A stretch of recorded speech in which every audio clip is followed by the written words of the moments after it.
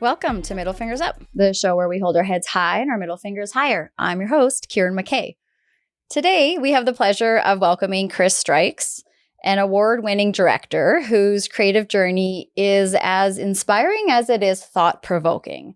Chris's artistic talents traces back to his roots in music videos, which I'm just so excited. This is the thing that I cannot wait to talk to Chris about. But there's more. Chris has produced and directed short narrative films, which have screened in festivals all over the world, including Cannes. His talent blossomed into something truly remarkable with his 2022 documentary, Paddy vs. Paddy, which captured the Canadian Screen Award for Best Short Doc.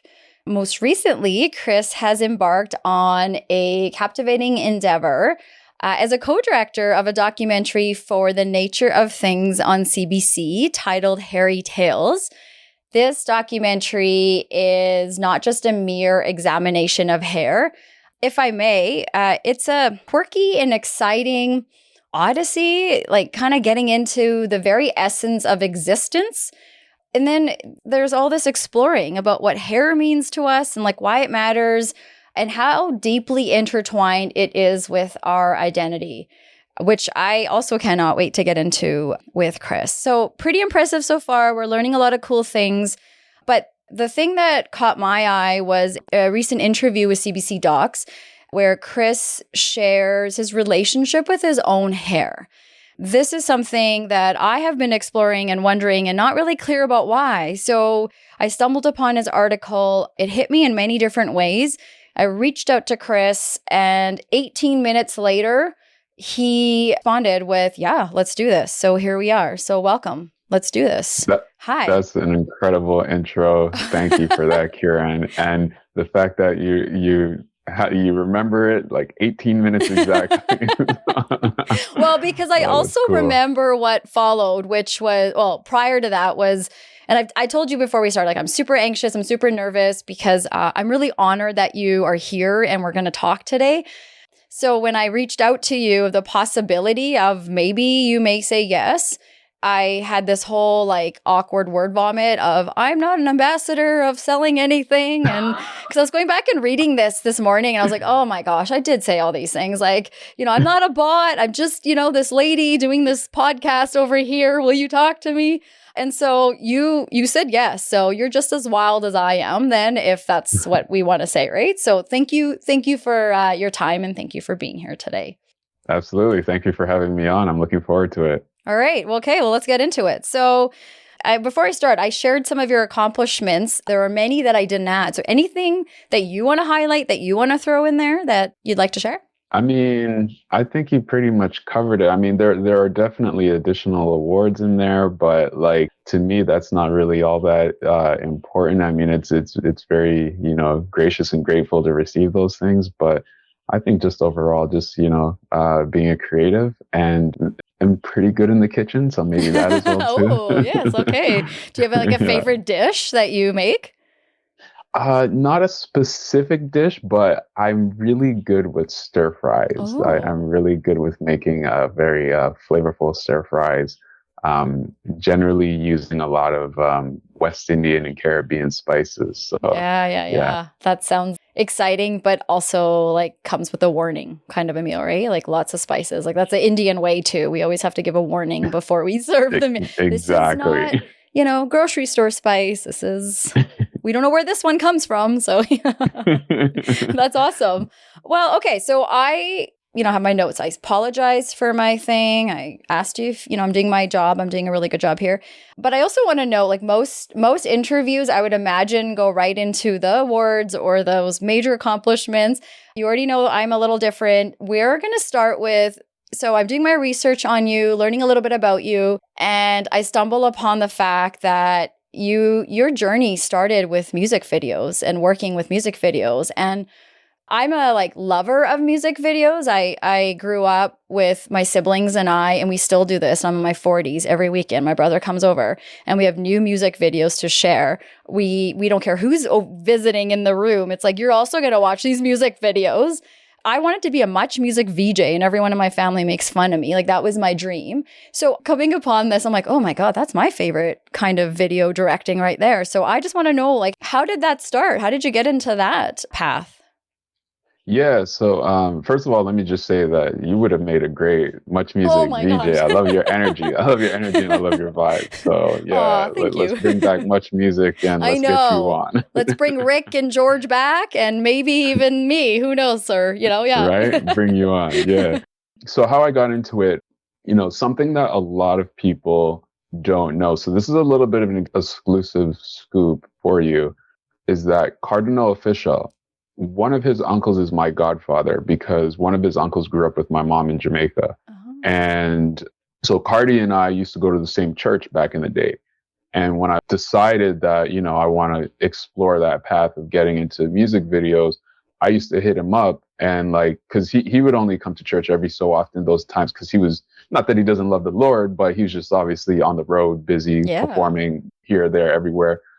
So I remember, I hit him up one time very nervously. I was I think 18 or 19 at the time. And I was like, hey, can I come on your next music video set? Like, I just want to learn and see how it's done and all that stuff. And then he's like, okay, rude boy, don't worry. I'll get you on. I'll get you on. And then months went by. And then I'm like, yo, Cardi, what's going on? He's like, yeah, don't worry. We're going to make it happen. We're going to make it happen. And then months go by again. I was like, hi, Cardi, because at that time I didn't know how long these things take to make. I thought it was going to be a few weeks Yeah. or at the most a couple of months, if anything. But so finally it came around that when he was shooting the Everyday Rude Boy video back in September, I remember this was the month of September. I want to say '06 maybe. He invited me out to that set.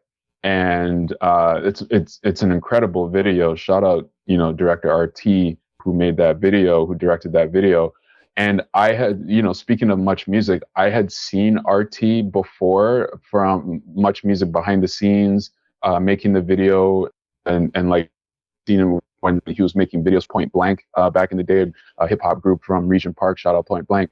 And so it's seeing RT in real life. I was like, oh my gosh, that's RT. You know what I mean? So I went up to RT and I was like, man, I've seen you on Much Music, man. I love your work. Mm. You're from Calgary. RT is from Calgary, so shout out Calgary and the Calgarians out there. Yeah, YYC. And and so I was like, RT, I'd love to intern for you, be your assistant, whatever you need. I'm not even trying to get paid or nothing like that. And then he was like, okay, cool. So he connected me to his executive producer at the time, a guy named John Nadalin. Shout out John Nadalin. We're still friends till today. And John Nadalin, in charge of the NE, the Next Element production company at the time, he essentially would, start reaching out to me like, hey, we got this music video coming up. We got this music video coming up. Do you want to come out? And I was like, man, I'm down for everything. And so I was PAing and interning for basically about 6 to 8 months or so. And then I started getting paid. I started saving up money from that. And then from a part-time job that I was working, enough to buy a pretty good camera at the time, a Canon XL2, which is one of the kind of higher end prosumer cameras at the time. And there's just, I during that time I was meeting, up and coming rappers in Toronto and artists and whatnot. And so I was shooting, street rap videos, and that's how I started. I connected with my buddy there, Aaron A and Eric Sim. Those are my two longtime filmmaking friends. Eric I met on set PAing, and he introduced me to his buddy Aaron A. And Aaron A was shooting a video for a rap in Toronto at the time. And then we just all had great energy, and we just connected, and we just kept shooting different types of videos because they came from kind of the skateboard culture, particularly Aaron. So he was sort of used to bringing a skateboarding style, kind of like a Spike Jonze style to his videos and whatnot back in those days. So those were really my beginnings, and things just kind of snowballed from there as I was making horrible music videos into decent music videos, into better music videos. So, That's how it works, yeah, so right? that was my, yeah, that was my beginning. So, shout out to Cardinal Official because Mm. he really opened that door for me to come on set. And then, that continued on with John Nadalin, as I mentioned, and RT, working with those guys, and Yeah. Eric Sim and Aaron A. And it kind of took off from there. So that's an incredible story. When's the last time you thought of that? Like where it all began? You've had like quite a year, I would imagine, quite a few years. So when you Mhm. look back to where it all came from, what do you think about? What comes up for you? You know what? I actually thought about that recently because Cardi just won an award. Oh my goodness, I'm forgetting the name of the award, but he just won an award. And my uncle, well, his uncle, my godfather, I call him uncle. He was sitting at the table beside him, and so when I saw him in the video, I was like, big up Uncle such and such. I don't know. I don't really want to put his name out there Yeah, just in yeah. case.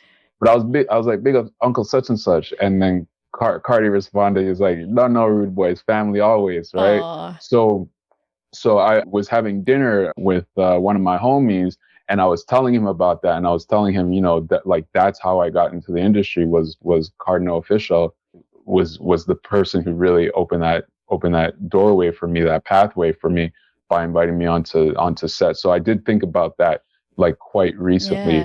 and it's something that I always reflect upon, especially anytime that I see Cardi achieving greatness, as he's been achieving incredible greatness throughout his journey. Yeah, just every time I see Cardi winning, I just always think about, wow, that's the guy who opened up the door for me, who Yeah. opened up the pathway for me. And I think that the same with RT. When I see RT winning, I think that the same when I see great things happening with people who helped me along the way. Once again, Aaron A, Eric Sim, even the guys from Maximus Entertainment, that Taj Critchlow and Director X, formerly known as Mhm. Little X. Like, those are people who helped me to formulate my path in the very early days. So every time I see them winning, I just always think back to, like, man, back in those Yeah, days. yeah. And I think that's like so important to highlight that there's many ways, many platforms, many forms of artistic choices or what we want to say out there.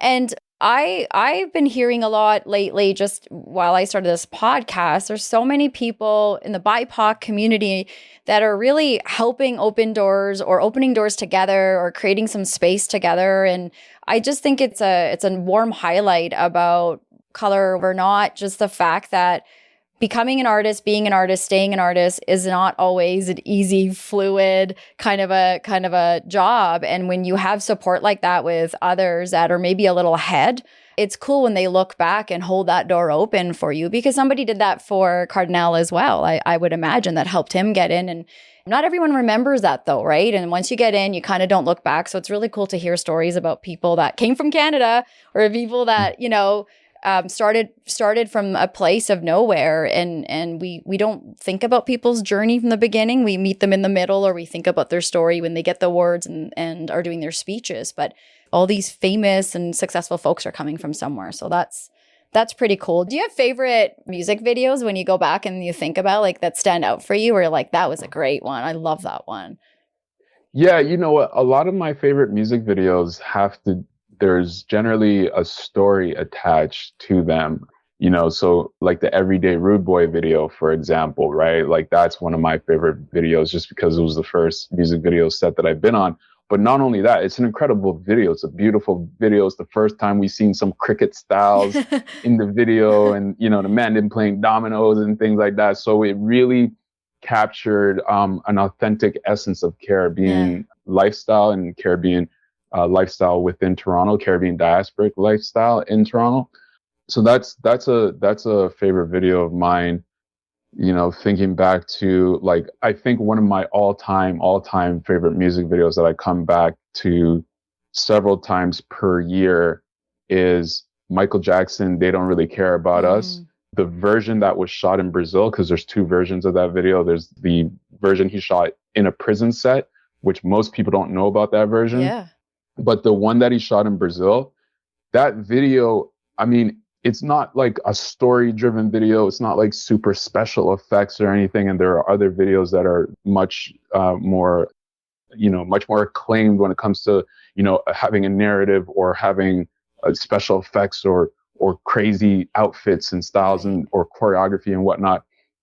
To me, that video was just so raw. It was so real. It was the first time that I actually saw what Brazil looked like outside of a context of football. And by football, I mean soccer. So it was the first time I saw what Brazil really looked like.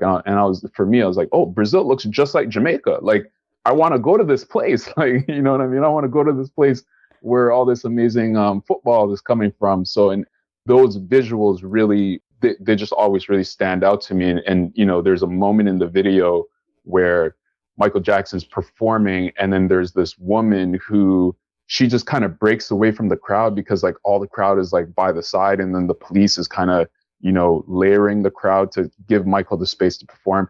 And she just breaks away and just like she's captured in the moment, and she goes and jumps on Michael and like hugs him and whatever, and knocks him down. And then like you see Spike Lee directed the video. You see Spike Lee like run in and kind of help pick up Michael, and they kept that in the video. And I was like, that's my favorite moment in the video. And I always remember that moment in the video. I don't know. It's just the rawness of that. Yeah. It's the realness of that. It was really seeing, for me, that was like the first time that I got to see Brazilian culture, Afro-Brazilian culture. And I was really blown away by it. And it's to the point where the first time that I went to Brazil, the only time I've gone to Brazil, because they shot the video in Rio and they shot the video in Salvador. In Salvador, where they shot the video, I was very intentional to I was like, I want to go to that space. I want to go to that square where they shot the video. And even to this day, back in 2014, when I went, they had like a life-size cutout of Michael Jackson showing this is the balcony he was on, and this is where they shot the video and stuff like that. So, that video just has like a really profound resonance for me. And usually those are my favorite music videos. It's just that for whatever reason, they just have a really profound resonance for me. Yeah, that's really well said. And I hear a lot about just preserving those candid moments and living in the moment. And, there's a lot of humbleness and genuineness that comes with that and being authentic. So it's really cool to hear you talk about just the roots and just, starting from the ground essentially, as opposed to all the glam. And all that's great too. There's lots of videos out there that, when Britney came out and did her videos, those were great, which I love too. But I hear what you're saying. And a lot of what I hear you're saying is what I feel you're bringing over from your music video learning to the other form of storytelling, which is some of the documentaries you're doing. And even with the nature of things, the hairy tales that your article came out about, would you say that you've brought some of those earlier learnings and experiences from music video days over to this other side of film? Yeah, absolutely. Because, with music videos, especially with shooting street music videos for different street rappers and stuff like that, you're kind of shooting it like a documentary. Yeah. A lot of it is run and gun because we don't have permits, right? We don't have permits. There are certain things in there that we're shooting some real authentic elements, settings and people and whatnot, right? We're not in every video are you necessarily casting actors or models or stuff like that.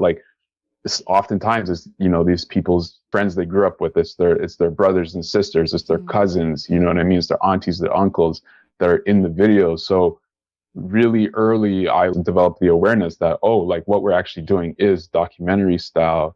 It's just this is like music documentary essentially, but we're showing a particular neighborhood, we're showing a particular lifestyle, and we're showing it in as authentic of a way that we can portray it. So those skills just transferred very easily over to, making documentary, let's call it actual documentary that's not music video, right? So there definitely is a lot of crossover there and transferable skills where it made the transition quite seamless. All right. Well, can we move to hairy tales for a second? Absolutely. Before we get into hairy tales, let's just do a little hair myth or hair facts. I feel like I walked out of watching that documentary knowing so much of what I thought I knew. But really, at the end of the day, I've been sharing all these facts with family members in the last few days, and they're like asking me follow-up questions. I'm like, I don't know. Just watch the documentary. This is what I got. It's so cool that you did this. I started watching this alone, I just want to say, and my kids came in throughout and sat down and watched it with me and asked so many questions, and it was really interesting to hear them ask as well. So let's play a little game. So we learned some facts with hairy tails. So the whole thing about thick curly hair and thin straight hair. So which would be the strongest? Thick curly hair or thin straight hair? Do you I'm testing you whether you remember the strongest info. quiz time, pop quiz. Yeah. The strongest would be thin straight hair. Yeah. Which was very surprising to me, but it made sense when it was broken down to me. But when you just heard about it, when I just heard about it for the first time, I was like, whoa, really? Yeah. But that's very surprising. I know it's really cool for those that are listening. When you watch it, you'll learn, you'll meet a woman from Europe that was in the Guinness Book of Records for having the strongest hair, and you'll learn about her story, and it's quite interesting. And you see it facts like how strong her hair is. And then there's this whole like cooling down. So if you have thick curly hair versus like thin straight hair, there's a difference in how you'd cool your scalp down. So do you remember that one? Which one it was? Yeah, so with thermoregulation of different hair types, straight hair retains more heat than curly hair. Curly hair releases heat. And that's because generally people with curly hair came from hotter parts of the world. So, the body needed a mechanism to release heat through the hair, right? So with curly hair, with the dynamics of curly hair, it doesn't keep the heat trapped in and it releases the heat back essentially into the atmosphere. Straight hair does the opposite because straight hair people generally come from colder parts of the world. So the body needed a mechanism to keep the body as warm as possible, to hang on to as much warmth as possible. And so with the dynamics of straight hair, it helps to preserve heat on the scalp. And that was those two facts were really, really interesting for me in learning from Dr. Tina Lasisi. Who's so cool, by the way. I loved amazing. her. Yeah. How she talks and explains things. I'm like, if you could have taught me all through my childhood, I would have probably learned way more in school. Right. Just the work that because she's also biracial, right? So she comes from different parts of the world. And I would imagine the hair makeup, it's like complete opposites coming together essentially. Yeah. Exactly. So where she can probably look at one parent and be like, oh, you have this type of hair, and look at the other parent and be like, you have the complete opposite kind of hair. So, and then with her own, like, she has that mix. And like, Tina's really fascinating in that she decided to pursue this study and pursue this research because of her own makeup, right? And because like she didn't see any research that applied to her, right? So it's really incredible that, she was driven to pursue that research. Totally. And I think, because we're talking about she's biracial. And then for me, I just feel, and I think we're probably going to go into your article here, but I don't know what it is about this thing with this fascination of the fascination that I have with the hair right now. But, I can appreciate where Dr. Tina was coming from because I'm South Asian. Both my parents are Punjabi. Both were born in India, but they both immigrated here young. And then they had us here. And so it's like, for me, my hair is like, well, you come from India, but you're here in Canada. And so we're going to make up this mix for you. And so sometimes you're like, is this the hair that my mom has? Is this the same hair? And so my sister and I, you grow up with, and I believe one of the hosts on the show, I think her name was Sarah? Was it? Or? Sarika, right? Yeah. Sarika, yeah. Dr. David Suzuki's daughter, which I also learned about. Yes. She talked about this in a really cool way too, because her dad has really curly hair. She has really thick curly hair. And, you grow up trying to do the opposite with straightening. You kind of talked about this in your article too, like just trying to make sense of your hair. And some of it is also the Western and the Eastern clash, I feel at times, where, I don't know, child of immigrant parents building bridges constantly about this gap that we sort of face. And so for you, when we go to your CBC Docs interview about your hair and the last time you cut your hair 13 years ago, how did you decide with your own journey with your hair and then this opportunity for this documentary coming up? Like, how did they fall in for you in place, or was this something that you initiated? How did we get to Hairy Tales? And that's a really great question. So Hairy Tales is the brainchild of Leora Eisen, who is the producer, writer, and she's actually the lead director on it. I came on to co-direct, and I came on because CBC was looking to, and specifically the nature of things streamed, they're looking to diversify their voices and to have younger voices come on and learn how to do a nature of things, with the hopes of being able to do nature of things documentaries in the future, because historically it's a stream that's been dominated by white filmmakers, particularly male, but also some female as well too. And then as well too, documentary filmmakers that tend to be older or more seasoned in their career. And so they're looking to bridge the gap, especially because when you have your new hosts, Anthony Morgan and Sarika Kulisuzuki, they want to bring young filmmakers to sort of match that. So that's how I was presented the opportunity to come on board as essentially a mentee and a co-director.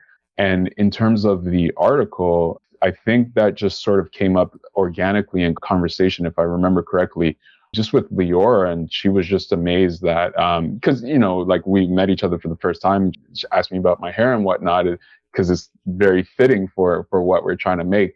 And so I was telling her sort of the story of my hair journey, and she mentioned that that can potentially be a great side piece to go with the film, because usually when you're delivering a film, usually there's like side pieces that you're delivering, like articles or digital content and these types of things. And so she suggested, like, would you be interested in writing a story about what you basically told me? And I was like, yeah, sure, that would be great. Mm-hmm. And so that's kind of how the opportunity came about, both to be a part of that film and then as well to share my hair journey. And as I was sharing it with the execs with CBC, like, we went back and forth editing it and whatnot. And then I learned that it was going to be on the CBC main page, because there were things in the article that they learned about that they never knew of before, mm-hmm. right? And I'm sure the same is true for a lot of people. Mm-hmm. So I'm actually really glad that I got the opportunity to be able to write that article and to be able to expose a history and a new bit of information that many people weren't aware of. Yeah. I honestly thank you for doing that article, because you're right. There's, I encourage folks to go and check out this article. I'll link it as well when we post this episode. But the star of your article for me was your mom. And can I ask you a couple questions about what you shared in the article? Yeah, absolutely. Yeah. So like when you're growing up, you're naturally, biologically, doesn't matter what race, where we come from, we developmentally, 12 to 14, kind of start to figure out, who am I? Apart from my parents, and we're searching for identity. And for some, it can be sooner and later, but that's usually about the time. And you set off at a young age, you're like 7 or 8 and trying to, figure out what you want to do with your hair, and you wanted to grow your hair out. And your mom gave you, I would imagine, like I would say Indian mom, you would say Jamaican mom, like a hard no, which kind of you talk about answer that right away. Like, I don't know if you went back and fought that or not. But fast forward to a little bit older, you talk about this rebellious side of you. And you use that word. And, I was thinking about that, and I think, okay, so for me, and I don't want to attach my connections to you, but as a child of immigrant parents and some of the ways that I've learned and been taught by my parents, a lot of those hard no's that I remember getting were always connected to me trying to build my identity or learn the Western way or connect to something else. But a lot of us kept fighting those like we say rebellious, we say we stood up, and I don't know, sometimes it sounds so bad, but that rebellious side of you, or that standing up side of you, I think was part of, I don't know, maybe bridging that gap between society that we live in and Western world and these Eastern, beliefs in the way that we've been taught. And so can you talk a little bit about that rebellious part of you, like how you decided that you were going to grow your hair and it was linked to your identity, as you kind of talked about? Yeah, like I think for me, it was just a really cool style. And I actually didn't understand any societal view on it at first when I was younger. And, I was thinking about this the other day because I had to make a really quick stop in Toronto and back to my mom's house a couple of weeks ago. And I forgot that as a toddler, I actually had a big afro, because generally you don't cut baby's hair until probably about like 2, maybe 3 years old the first time. So I actually forgot that I had a big afro and I had braids when I was 2 years old, right? So that was a little bit part of it, and I wish I had put that into the article. But for me, I just loved the look, right? It was just like, my favorite male idols that I looked up to at the time, or that I thought like, this person looks cool, that person looks cool. Like most of them had long hair.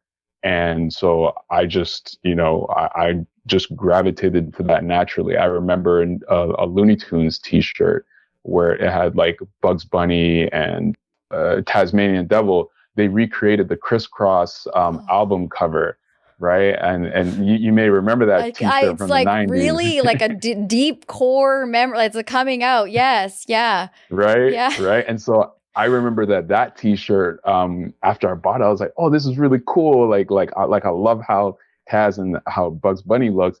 And then, expanding that further to like Crisscross and how their hair looks. So it was just something that, to me, like as a young kid, it just looked really cool, and it looked like kind of how I wanted to present myself in the world before knowing these terms of identity and presentation and whatnot.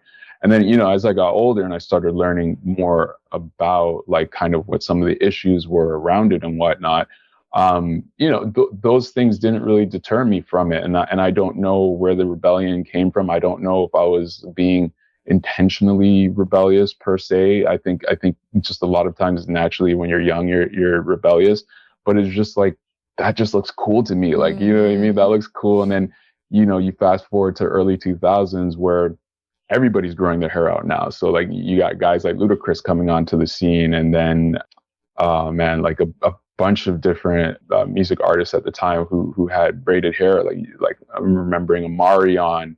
We had Bone Thugs come out too, and there was Bone Thugs. Yeah, you had Lil Wayne, like early Lil Wayne as well too, right? So you had all these guys coming out. Allen Iverson, he was one of the major influences, right?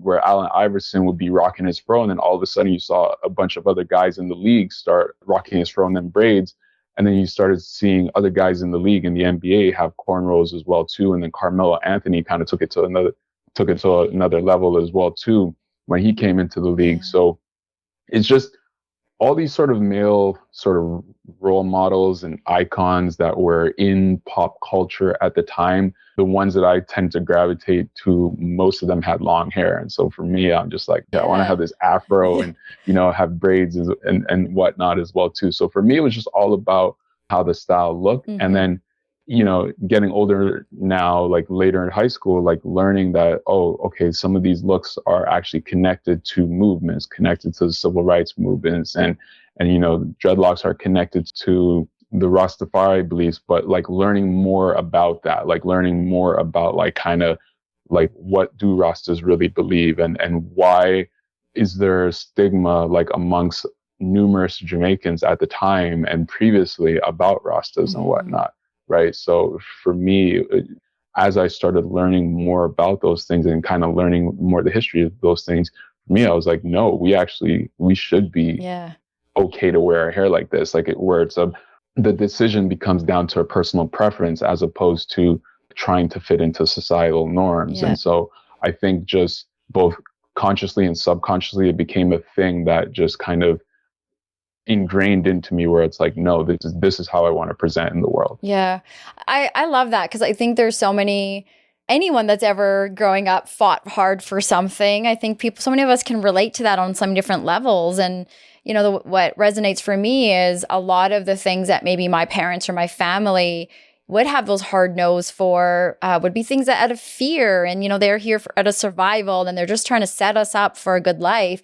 And I think it's such a sign of thriving when we get to say we're fighting that back and trying to educate, and instead of hiding it, let's showcase it. Let's talk about it. Let's learn about it. Let's grow from it. And I think, again, to me, that's like going from survival to thriving. And that's a really nice feeling to be able to go back. I know I've had conversations with my parents about things that, like, does this make sense why I did those things and where I'm at now?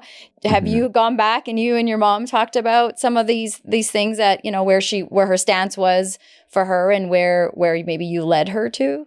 What's funny is, so I sent the article to my mom, and she actually doesn't remember those moments. So she's like, I don't even remember those moments. She's like, what are you talking about? Right? Yeah, I said no to you so many times. I didn't write it down.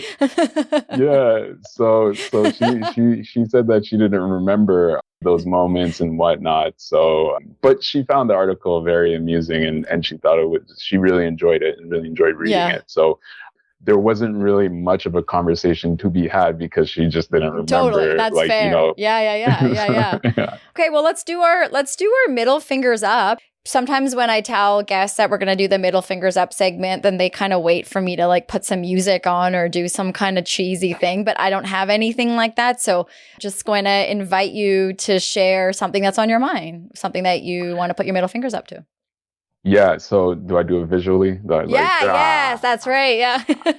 Yeah. Watch this turn into a meme, but I know. I'm like secret. No, I'm not secretly. I won't even joke. About that. But yeah, no, middle fingers up to the rising cost of living, oh my gosh, breathing, and existing, and like just even trying to have a roof over your head. Middle fingers, middle toes, everything up to that. Yes. Because this is ridiculous of like where we are in our society, where we are literally in a slave or an enslaved society where our pay for so many people in what's supposed to be, first world society, and this is Canada, but this is also extending to many other quote unquote first world countries, where the average pay is significantly lower than the cost of living.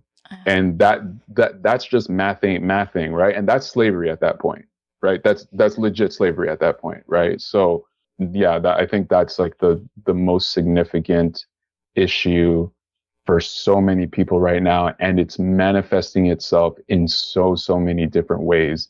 And that is something that like needs to be figured out, and needs to be figured out yesteryear, not yesterday, yesteryear. Yeah, I would totally put mine aside and join you. Like my middle fingers up. When you said it's manifesting in other ways, I think I was having a conversation with a loved one who's really ill.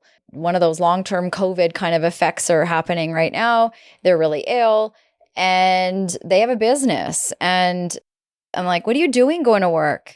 Like, this is like going to work with the pneumonia, essentially. And it's like, and it's like, well, I can't. And, we all think, oh, yeah, I have a choice. You have a choice. But honestly, when it comes down to it, if whether you're living on a single income, whether you're living a dual income, you have kids, all sorts of these things, people's health is being impacted significantly. People's mental health is being impacted. People are working, single parents are working so many jobs right now. And what does that do for who's caretaking? And what kind of impact is that going to be on those kids, and where are those kids going to go belong to then? And you're right. It's like it's a trickle effect. We're not talking about fancy vacations we can't take anymore. We're talking about you can't even afford to eat the healthy way we're guilted to be eating, right? It's just how do you afford all that for yourself and your kids and whatnot? So I hear ya. I'm with you. I don't know whose job it is to fix that, but whoever you are, I'm sure you're listening today. So Yeah, exactly. And, just in terms of like who's taking care of our children type of thing, this is a little bit of a spin-off, but not really, because so now parents are having to work two, three jobs, maybe even four jobs, where previously it wasn't so common to have to work more than one job. And so now also too, the rules are different for how you raise your kids, where if there's kids just running around in Yeah. the street, no adult supervision, somebody's alert goes off, Mm-hmm. a phone call gets made, and child services comes in and gets involved, and that's a whole thing, right? Mm-hmm. So even if parents are off working multiple jobs and working later, it's like you can't even legally just have your children out in the street playing Mm-hmm. without supervision as they were able to in previous generations, where it's like, yeah, like your parents might be working like overtime or might be working a second job, but you're out on the street, you're playing, Yeah. you're getting fresh air, you're being active, these kind of things. So now you're forced to not only does food cost more, housing cost more, but you're forced to pay for care, Yeah. Yeah. whatever that looks like, extracurricular activities, daycare, or however old the child is, or depending on the age of the child, Mm-hmm. you're now forced to put more dollars into somebody else watching your child Totally. as you now go somewhere else to make more money to pay for, Yeah. Yeah. somebody to watch your child. Yeah. Right? It's ridiculous. I agree. There's the whole collective versus individualistic kind of approach. And, the collective was like the village where the neighbor would help out. You could ask the person living in your basement. And now definitely if it was already happening, COVID taught a lot of people to just like shut your doors and mind your own business and stay away from everybody. So you don't even get to ask a neighbor can you just check in on my kid for a few hours or whatnot, because you don't know if that neighbor's well enough or not. So it's like a lot of people are isolating. That's what's happening. And to be honest, the truth of it is a lot of parents have no choice, and they're still, they know what could happen, but they're like, I still can't afford that childcare. You're going to have to hang out at home. And, I grew up a latchkey kid and I was okay. But these days, you're right. There's so many different things about that too. I hear you. I don't know what the thing to do about it. But one thing that I am finding when I'm talking to even this loved one the other day or what, it's like, can we just make sure we can try to open the doors to conversation so that friends, family, folks have an opportunity to talk about, like, are you also having a hard time? Because it sometimes turns into that, imposter syndrome, right? Of this is just me. I'm the only one that's sucking at this. Everyone else is doing fine. Social media sucks because everyone looks like they're doing fine all the time. So you think it's just you, and not to be like all about toxic masculinity, but it still exists.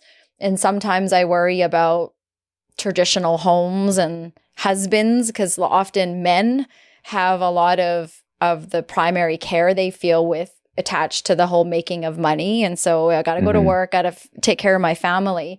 And I know a lot of families are not, the traditional sense, but there are some in my circle that I know that are, I can see it on the dudes and saying like, can you guys talk? And even to my husband, like, can you talk to other dudes? You guys got to talk about this, because there's this weird pressure that's happening for them too around how do I provide when I don't know where those dollars are going. Like what literally Exactly. were they?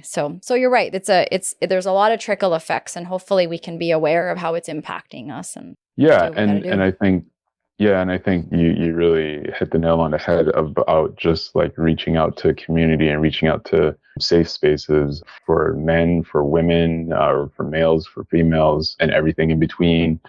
These are hard times that we're in for so many people, and we thought the pandemic were hard times, but like this is different. I think the pandemic was it was very concentrated, and it was something that I don't know for everybody, but I think like for most people, it's like, okay, there's like going to be an end date to this eventually. Like it was like, we're going to get back to normal, right? Eventually, the date keeps changing, keeps pushing back, but eventually we're going to get out of this. This we don't have that with, right? Yeah. Like this is, and it's so integrated in so many things that we do. And so like, just really leaning on people for for support, for community, for healing. Those are going to be some really important things and really important elements and actions to be able to navigate through this very weird time that we're going through. Yeah, I would agree. Like sometimes we just simplify it and we don't realize the impact, like you're saying, to our emotional well-being. But then we like have road rage or we flip someone off for not the right reasons like we do at MFU, but we flip someone off in traffic or, we're driving so fast because we're trying to get from one task to the other without having major consequences. And, in my previous job, I had a little bit of experience working alongside occupational health and safety. And it's so weird I'm bringing this up, but anytime we were doing a construction kind of job, occupational health and safety is there to assess and make sure people are not going to die and all those things. But a lot of what I learned through there was like these accidents that happen, they're preventable. And so these little, flip offs or accidents or rushing and hurting ourselves, all these things that are happening right now, they're connected to what you're saying with the lack of self-actualization. We can't even, to basic needs. How can we get up there? And I think we don't look at that part of our well-being too, that this lack of financial support is impacting my well-being and it's coming out in these ways. Domestic violence, all these kinds of things happen, addictions, all these sorts of things happen when we're striving to meet our basic needs because we're trying to manage our stressors in ways that are not safe, I guess is what I'm saying. So like you said, that community and reaching out, talking to someone just so that we can, I can't control what's going to happen with the cost of living, but maybe I can be in charge of how I'm managing myself and contributing out there. Exactly. Yeah, exactly. That is, I guess, the first step that each of us can take. And in speaking of a little bit of maybe a woo-woo kind of situation, once people are operating from a better mental and emotional state, hopefully that can lead to some solutions, some tangible, lasting solutions to help reverse or help deal with these times of like great financial strain to so many people. Yeah, well said. Okay, so if there's anything like that you thought I was going to ask you today or that you wanted to bring up about Hairy Tales maybe, as well as about the article we talked about, anything that you'd like to share or go back to? I mean, I would just encourage everybody to go check out Hairy Tales, which is currently streaming on CBC Gem right now. And the previous films, Patty vs. Patty, which is also on CBC Gem. Becoming a Queen, my first feature-length documentary, which tells the story about the rise and legacy of Toronto Caribbean Carnival's 9-time winning Queen of the Bands, Joella Crichton. That's a film that is available on Apple TV and some other platforms. If people can go to callowgrove.com, so that's spelled CALLOWGROVE, and then a second E, nt.com/films. And like, you'll be able to see my work there. You'll be able to see my previous films there. So yeah, I would just encourage people to support and check out those films and the article, the CBC article as well too, that you mentioned you'll be linking. So that's pretty much it. And I can link these as well when we put your episode out. And I agree, like go check these out. So I'm going to take this moment here to thank you for coming on and chatting with me. This quest to figure out where my hair fascination is coming from. I think you talked about it on many levels about self-identity, our roots. And I appreciate the way that you speak. I appreciate the work that you're doing, especially in, supporting the BIPOC community, the marginalized communities. You're doing a fantastic job opening doors for lots of artists out there that are trying to get out there. There was one other thing that I think we should highlight because I think it's really cool, that involvement with Hot Docs Crosscurrents Canada Fund and the Netflix Banff Diversity Voices initiatives, just again, highlighting your commitment to diverse storytelling. So my question actually to you, if you want to talk about, do you want to highlight that? You want to share that? Anything about that? I'll share about that, and then maybe this can help to inform your question. So I was a participant in both those programs. So the Crosscurrent was a funding program where they provided funding to becoming a queen, actually. So I wasn't like a facilitator of that or a mentor of that. And then similarly with the Netflix Banff Diverse Voices, where I was a participant in that. There's no funding attached to it, but I was a participant in that where, I was able to partake in virtual panels, workshops, discussions cool. for the Banff Media Conference. Yeah, my question was more around, like, how do you, being part of the BIPOC community, how do you navigate the responsibility of representing underrepresented voices in the film's work? Like, how do you, like, that's a lot of responsibility on your part as you're trying to figure it out, but you're also trying to highlight and support other folks. How do you manage that? Yeah, that's actually a really great question. And that is a pressure that oftentimes people from, particular backgrounds do face, right? For me, I just naturally gravitate towards Caribbean stories, Caribbean diaspora, Caribbean homelands, African stories and African diasporic stories. I just naturally gravitate to it. So it doesn't really feel like a pressure per se. Yeah, it doesn't really feel like a pressure per se because, like, so for example, I had a friend over the weekend we were having a conversation about, potentially doing, he and his people had an idea about doing a story around a very historical time in Trinidad, right?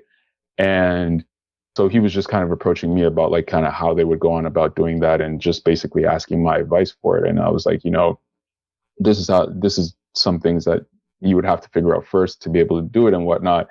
But ultimately, however you tell this story, however you figure out to tell the story, this is an important story because not a lot of people know about this.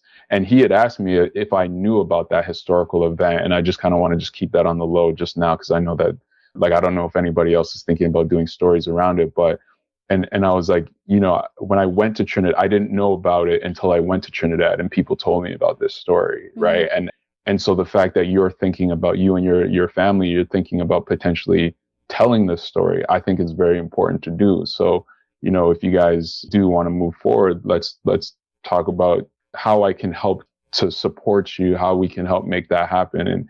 And that's just kind of how I feel about our stories, because there are just so many really profound, emotional, powerful stories from all different avenues that have not been explored yet. Like, Hollywood is in a cycle of recycling the same stories over and over again, but it's like you have all these different cultures of people all over the world, and you haven't even tapped into that. You haven't even tapped into that well of story. But let's do Mean Girls twice. Right? Exactly. Yeah. Exactly. Let's do Fast and Furious like 9 or 10 times, right? I mean, it makes a lot of money. So and that's what it is, right? That's exactly what it is. And that's, that's the thing. I don't know how we can fight that or not, but folks like you, there's people that I'm learning and getting to interview, folks like you that are doing it, that, an important cause or personal connection, lack of privilege, all these sorts of things play a part in saying, okay, it's time to share stories that need to be told. And I think from an educational purpose, that's a great way to learn about our ancestors and again, starting at the beginning of a story instead of the middle. So kudos to you and your team for doing what you're doing. It's a lot of inspiration. So I appreciate that. Thank you. I really appreciate that. Well, okay, let's get you out of here. So if you were going to give advice to anyone and everyone out there that wants to get into the creative world, maybe it's a hobby, maybe it's a risk they want to take, but for whatever reason, they're not doing it, what would that piece of advice be for those folks listening? Yeah, I mean, just shoot. We're at a point right now where so many of our cell phone devices, the camera in them is way better than the camera that I started with, and way better than the types of cameras that, people who came before me or even after me have started with. So I would say just get out there and shoot, just shoot. We see Steven Spielberg's story, The Fabelmans, where, cute. he's just shooting family stuff and then high school projects. And then now he's Steven Spielberg, right? Yeah. That's great advice. Just do it. yeah, just get out and shoot and practice and have fun with it. And yeah, just find interesting ways to tell interesting stories. And the stories can be every little thing can be an interesting story if you find a way to make it interesting. So like, don't think that your story is not interesting. It is. It's just more about the approach and how you make a story interesting, right? So just go out and do it. That would be my advice. Just like you And did. You were persistent with Kardinal there. Just keep getting out there, hey, when you started your career. So exactly, yeah. exactly. And don't be afraid to don't be afraid to offer yourself to volunteer on stuff. And I know that kind of thing is very taboo in these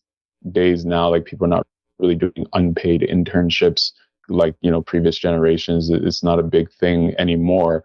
But like offer yourself, because like being in the environment to learn, that is your payment. We just had a whole conversation about the cost of living and whatnot.